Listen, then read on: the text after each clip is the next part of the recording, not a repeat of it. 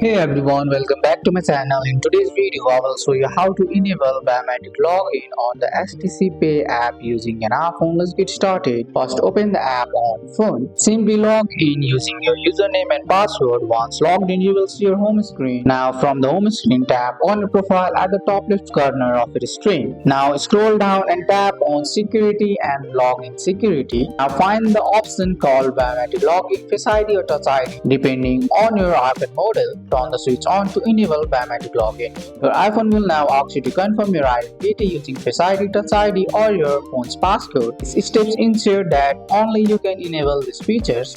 Once confirmed, biometric login is successfully enabled. From now on, whenever you open the STC Pay app, you can simply look at your phone or use your fingerprint to sign in. No need to enter your passcode each time. And that's it, you have successfully enabled biometric login on the STC Pay app using your iPhone. That's all for today's video, guys. I hope you guys like this video. If you found this video helpful, drop a like, subscribe for more videos. Thanks for watching. See you in the next one.